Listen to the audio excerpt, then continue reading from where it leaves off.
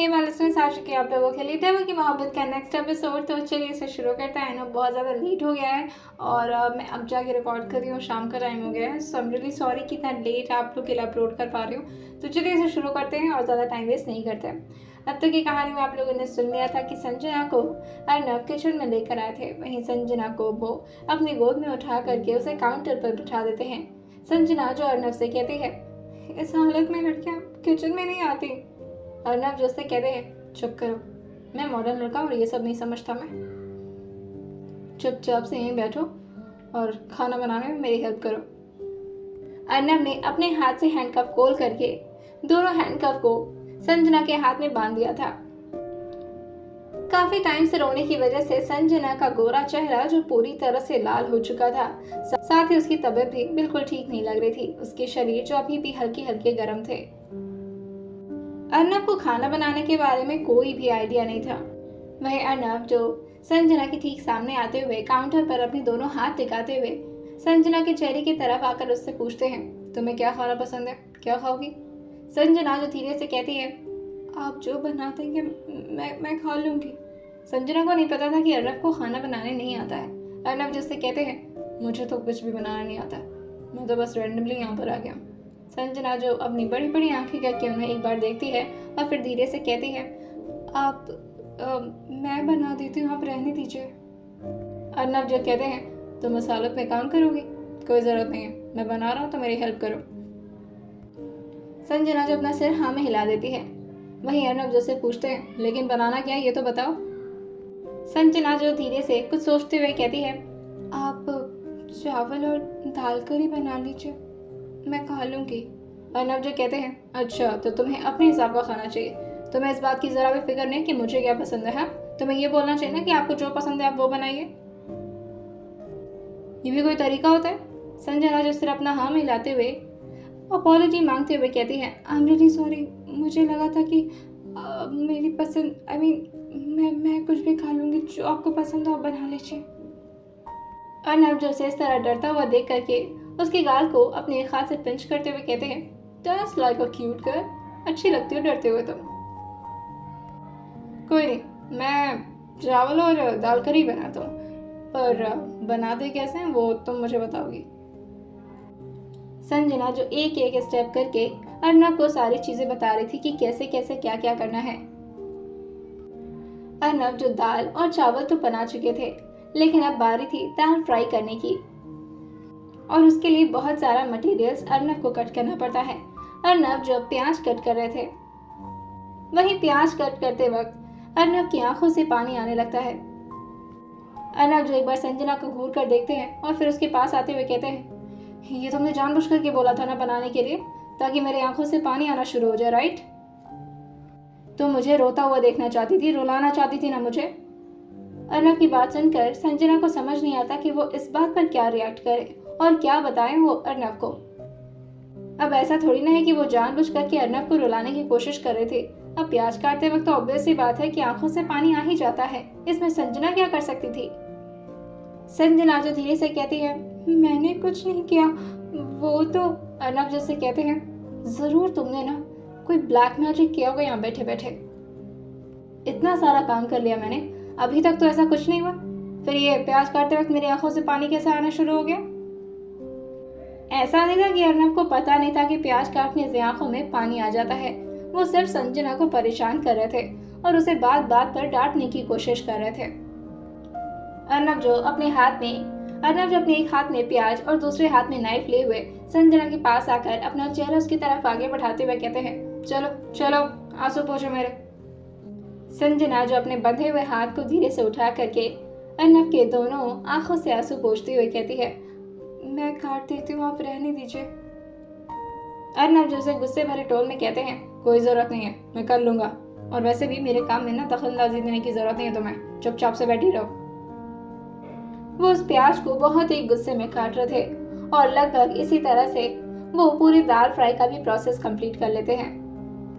वो एक स्पून में दाल को लेते हुए पहले संजना की तरफ आगे बढ़ाते हुए कहते हैं, टेस्ट करो कैसा है। संजना जो धीरे से आगे बढ़ते हुए अपने होठों से थोड़े से दाल को सिप कर लेती है। वहीं अर्नव जो बचे कुचे दाल को अपने होठों से लगाकर उसे सिप करते हुए कहते हैं, टेस्टी है ना। संजना जो सिर अपना हाँ में हिला देती है। संजना के होठ जो ऑलरेडी उस स्पून में लग चुके थे, वहीं अर्नव भी जानबूझकर के उसके सामने ही उस बचे कुचे दाल को अपने होठों से लगा देते हैं। संजना को ये काफी अजीब लग रहा था, क्योंकि चाहे अर्नव और संजना का रिश्ता कुछ भी हो, मगर संजना की हैसियत तो अर्नव के नौकर जैसी ही थी। अर्नव जो संजना की तरफ आकर कहते हैं, देखो कितनी गर्मी हो गई मुझे तुम्हारी वजह से। संजना जो कहती है, मैं क्या करूं इसमें। अर्नव जो उसकी तरफ आते हुए कहते हैं, जो करवाना होगा वो मैं वैसे भी करवा लूंगा, तुम्हें कुछ करने की जरूरत नहीं है। और ये बोलकर वो उसे कमर से पकड़ करके अपने गोद में उठा करके उसे डाइनिंग टेबल की तरफ लेते जाते हैं और संजना को वहीं चेयर पर बिठाते हुए कहते हैं, चुपचाप से यहीं बैठे रहो, मैं खाना लेकर आता हूँ। अर्नव जो उसके और साथ ही अपने लिए खाना लेकर आते हैं और उसके सामने खाने का प्लेट रखते हुए उससे कहते हैं, खाओ। और ये बोलकर वो भी उसके ठीक बगल में आकर बैठ जाते हैं। संजना जो अर्नव को एक बार देखती है और फिर अपने बंधे हुए हाथ को, और फिर वो धीरे से हिम्मत करते हुए कहती है, मैं कैसे खाऊं मेरा हाथ। अर्नव जो उसके एक बार हाथ को देखते हुए कहते हैं, बेचारी, तुम्हारा तो हाथ ही बंधा हुआ, तुम कैसे खाओगी। वो अपने दोनों हाथ को अर्नव के सामने लाते हुए कहती है, आप खोल दीजिए तो खा लूंगी। अर्नव जो एक बार संजना को घूर कर देखते हैं और फिर खाने का एक बाइट स्पून में उठाते हुए कहते हैं, तुम्हें लगता है कि मैं इतना बेवकूफ हूँ कि तुम्हारा हाथ खोल दूंगा। संजना जो कहती है, मैं कुछ नहीं करूंगी, बस खाना खाना था और कुछ नहीं करना मुझे। अर्नव जो कहते हैं, और पता चले तुम ये सामने रखे फोक से मुझे अटैक कर दो तो। डाइनिंग टेबल के मिडिल में देखती है, वहां पर बहुत सारे फोक और नाइफ रखे हुए थे। संजना जो अपना सिर नाम हिलाते हुए कहती है, मैं आपको क्यों हर्ट करूंगी। अर्नव जो अपना चेयर उसकी तरफ थोड़ा क्लोज लाते हुए कहते हैं, क्योंकि तुम मुझसे दूर भागना चाहती हो संजना, जो कि मैं होने नहीं दे सकता, यू नो दैट ना। तो इसलिए तुम अपने हाथ को बंधे हुए ही जैसे मन चाहे वैसे खाओ। संजना जो अपनी भाव में चढ़ाते हुए अर्नव को देखते हुए कहती है, मैं कैसे खा सकती हूँ, मेरे तो हाथ ही बंधे हुए ना। अर्नव जो से कहते हैं, ठीक है। और ये बोलकर वो अपने स्पून को अपने होठों पर लगा करके फर्स्ट बाइट अपने मुंह में लेते हुए कहते हैं, तो ठीक है फिर, कोई बात नहीं, मैं तुम्हें खिला दूंगा, लेकिन उसके बदले तुम्हें हर बार मुझे कुछ देना पड़ेगा। मैं एक बार तुम्हें कुछ खिलाऊंगा और उसके बदले तुम्हें मुझे पे करना पड़ेगा, करोगी। संजना जैसे ये सुनती है, वो समझ जाती है कि अर्नव की ये बोलने का इंटेंशन बिल्कुल भी ठीक नहीं है। वो बहुत ही गलत तरीके से इस बात को कह रहे थे और साथ ही उनके चेहरे पर एक शैतानी मुस्कुराहट भी थी। वो समझ नहीं पाते कि अर्नव आखिर किस बारे में बात कर रहे हैं और क्या पेमेंट चाहते हैं वो उससे। संजना जो बहुत ही हिम्मत करते हुए अपनी आंखें बंद करते हुए धीरे से कहती है, मेरे पीरियड्स चल रहे हैं, प्लीज इस वक्त तो मुझ पर रहम करिए प्लीज। अर्नव जो उसके चेहरे को अपनी तरफ करते हुए कहते हैं, oh look who is crying, जो कुछ दिन पहले बहुत ब्रेव बनने की कोशिश कर रही थी। याद है तुमने मुझे ऐसे हाथ से थप्पड़ मारा था स्वीट हार्ट। संजना जो अपनी नम पलकों को धीरे धीरे खोलती है और अर्नव को एक बार देखते हुए कहती है, आई एम रियली सॉरी, अगर आप उस दिन के लिए ये सब कुछ कर रहे हैं तो मैं आइंदा से कभी। अर्नव उससे कहते हैं, आइंदा से मैं तुम्हें कभी ये करने का मौका ही नहीं दूंगा, तुम्हारे हाथ जब खुलेंगे तब तो तुम ये सब कर पाओगे ना। संजना को काफी वीकनेस हो रही थी और साथ ही उसे भूख भी लगा था। अर्नव जो उससे कहते हैं, चलो खाना खाओ और मुझे भी खाने दो। और ये बोलकर उसके सामने ही खाना खाते हुए कहते हैं, और उसे टीज करते हुए खाने को एंजॉय करते हुए कहते हैं, वाओ। संजना को भी काफी भूख लगी थी, जिसके वजह से वो भी धीरे से कहती है, मुझे भी खाना है। अर्नव जो उसे एक तिरछी स्माइल पास करते हुए देखते हैं और फिर उसे कहते हैं, ठीक है। और ये बोलकर वो उसके प्लेट से स्पून उठा करके उसे भी एक बाइट खिलाने वाले होते हैं। संजना जैसे ही अपना मुंह खोलती है खाने के लिए कि तभी अर्नव उससे कहते हैं, पेमेंट तो दोगी ना मुझे। नहीं, मैं ऐसे तुम पर ट्रस्ट नहीं कर सकता, पहले पेमेंट दो उसके बाद खिलाऊंगा। संजना जो अर्नव से पूछती है, क्या पेमेंट है? अर्नब जो कहते हैं, जितने बाइट मैं तुम्हें अपने हाथों से खिलाऊंगा संजना, उतने बार मैं तुम्हारे साथ कुछ भी कर सकता हूँ, लाइक कुछ भी, और तुम आवाज तक नहीं निकालोगी। संजना के माथे पर हल्के हल्के पसीने के बूंद आ चुके थे। इस बात को सुनकर संजना जो अपनी आंखें जोर से बंद करते हुए कहती है, मुझे नहीं खाना, रहने दीजिए। अर्नब जो उसके चिन को पकड़ के उसके मुंह को जबरदस्ती खोलते हुए कहते हैं, खाना तो अब तुम्हें पड़ेगा। मैंने अपने हाथ में तुम्हारे लिए बाइट उठा लिया है और अब मैं इसे वापस तो नहीं रखने वाला, तो ये बाइट तो तुम्हें लेना पड़ेगा संजना। और ये बोलकर वो जबरदस्ती स्पून से उसके मुंह में वो बाइट खिला देते हैं। संजना जिसकी आंखों से आंसू उसके गाल पर आ गए थे और वो उसे चीप करते हुए धीरे धीरे करके खाना शुरू कर देती है।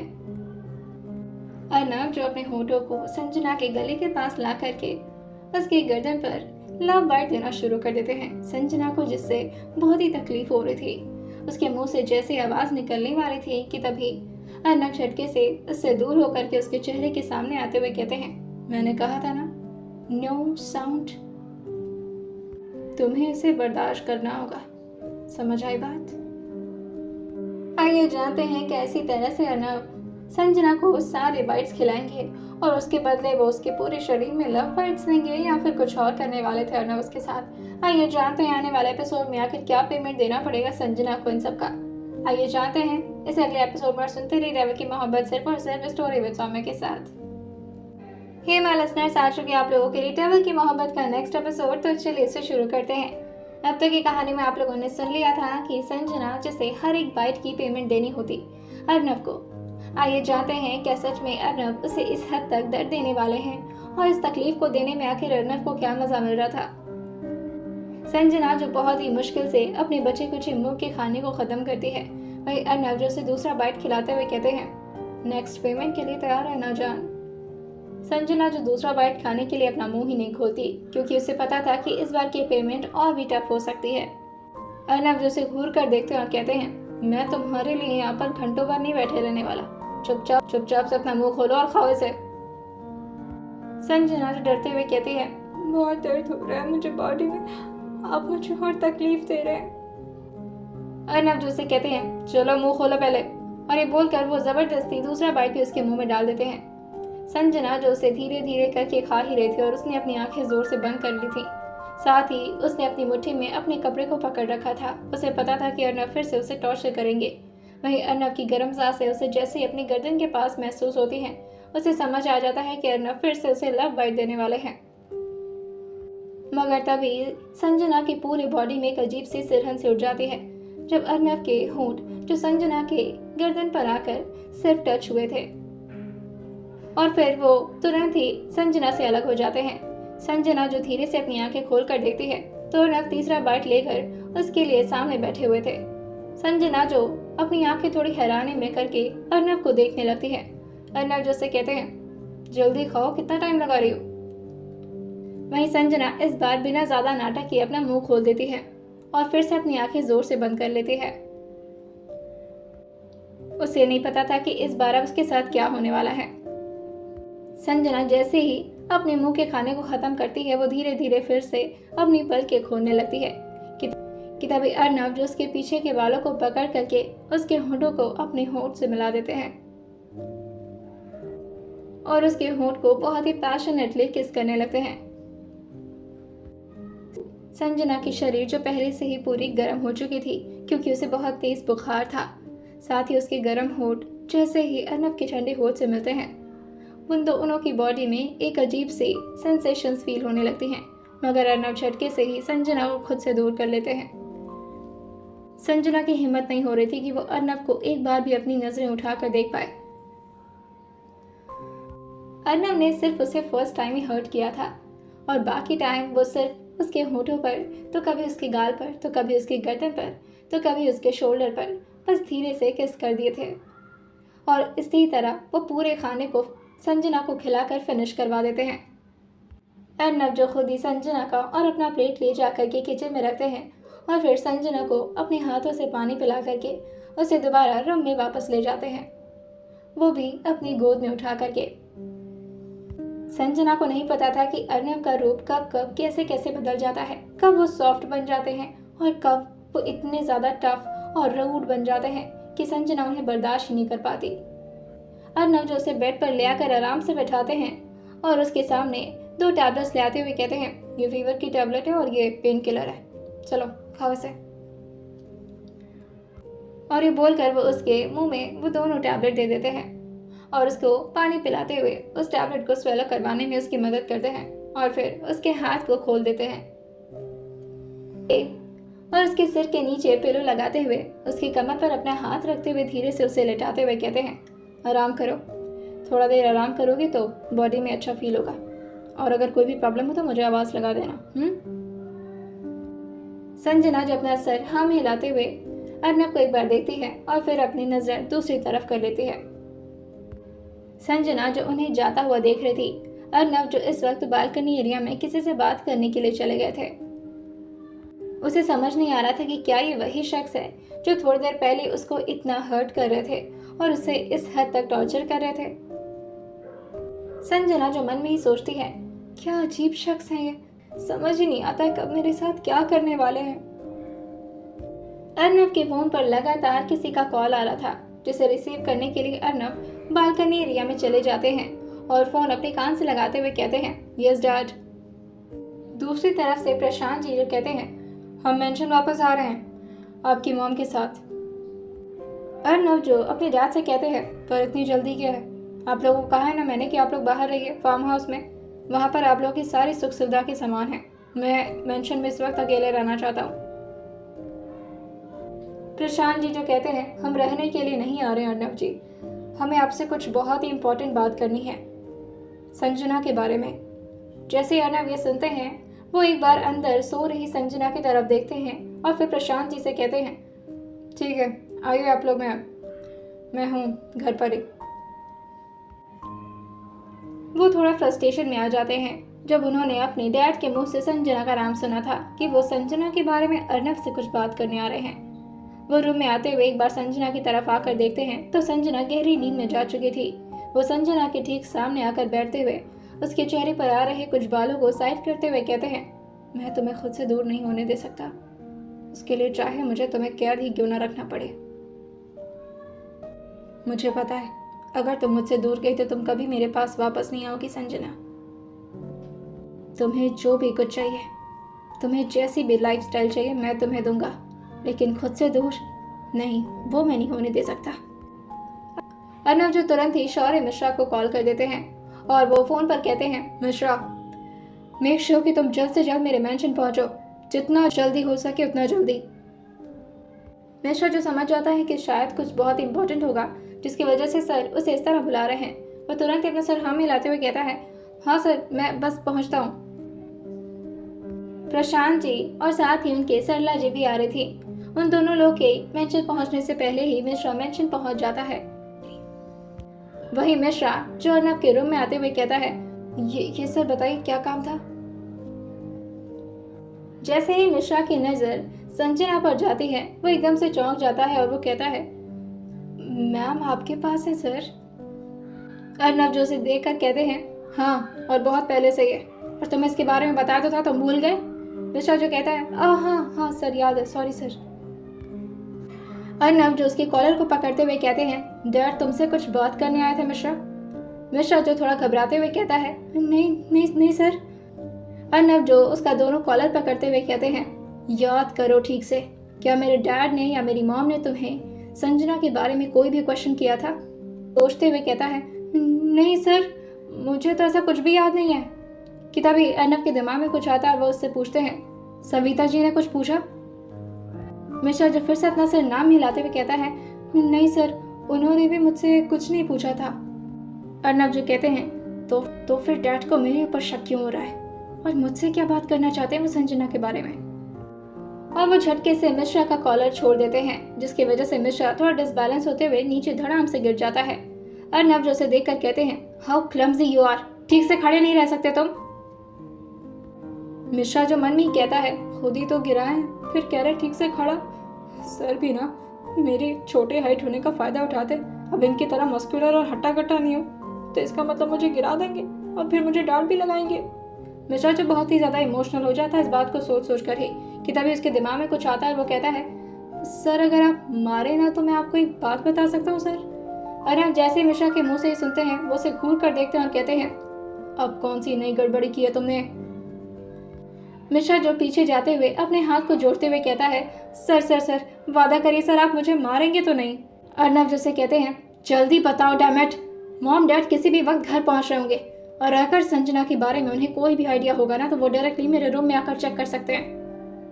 मिश्रा जो अपने दिमाग को दौड़ाते हुए अर्नब को एक सजेशन देते हुए कहता है, सर मैडम को कहीं छुपा क्यों नहीं देते आप। अर्नब जैसे देख कर कहते हैं, हाँ तुम्हारी मैडम तो छोटी सी मक्खी है ना जो मैं सर छिपा दूंगा, और अगर इसे पता चल गया कि मेरे मॉम डैड आ रहे हैं तो क्या ये छिपेगी या फिर जोर जोर से तहलका मचा करके पूरे मेंशन को अपने सर पर उठा लेगी। मिश्रा जो कहते हैं, सर वो मुझे कुछ याद आ रहा था, अगर आप कहें तो मैं बता दूं सर। मिश्रा को घूरते हुए अर्नब जो काउच पर आकर बैठते हुए कहते हैं, जल्दी बोलो। मिश्रा जो कहता है, सर वो समर जी को होश आया था तो उन्होंने मुझसे पूछा कि क्या उनकी दीदी उनसे मिलने आई थी, तो मैंने सर हाँ में हिला दिया, और फिर उसने मुझसे पूछा कि वो दीदी कहाँ है, तो मैंने बता दिया कि। अर्नब जैसे ही मिश्रा को ये बोलते हुए सुनते हैं वो झटके से फिर से उसके कॉलर को पकड़ के उसे थोड़ा हिलाते हुए कहते हैं, तो तुमने बता दिया कि वो मेरे पास है। मिश्रा जो तुरंत ही अपना सर नाम हिलाते हुए कहता है, नहीं नहीं नहीं नहीं सर, मैंने ये नहीं बताया था कि वो अर्नब सर के साथ है, मैंने तो बस ये बोला था कि वो सेफ हैं और वो जहाँ पर भी हैं वो बिल्कुल सही सलामत और खुश हैं। अर्नब जैसे ये सुनते हैं वो अपने फोरहेड को रब करते हुए कहते हैं, डैम इट, मतलब डैड को ये पता है कि तुम्हें इस बारे में पता है कि संजना कहाँ है और तुम्हारा कनेक्शन डायरेक्टली मुझसे है, दैट्स वाई डैड को मुझ पर डाउट हो रहा है। इतनी तेज आवाज़ सुन करके संजना की भी आंखें खुल जाती हैं और वो भी अर्नब की सारी बातें सुन रही थी, लेकिन इस वक्त उसने सिर्फ नाटक में ही अपनी आंखें बंद की हुई थी। वो जैसे ही सुनती है कि प्रशांत जी और सरला जी आ रहे हैं वो तुरंत ही खुश हो जाती है, और बस आज मुझे किसी भी हालत में इस रूम से बाहर निकलना होगा। एक बार अगर प्रशांत अंकल को पता चल गया कि मैं यहाँ पर हूँ तो वो मुझे बचा लेंगे इस राक्षस से। आइए जानते हैं क्या कर पाएगी संजना, क्या खुद को बचा पाएगी वो अर्नब से, या फिर अर्नब की कोई चाल फिर से संजना के ऊपर भारी पड़ जाएगी। आइए जानते हैं इसे आने वाले एपिसोड में, और सुनते रहिए डेविल की मोहब्बत सिर्फ और सिर्फ स्टोरी विद सौम्या के साथ।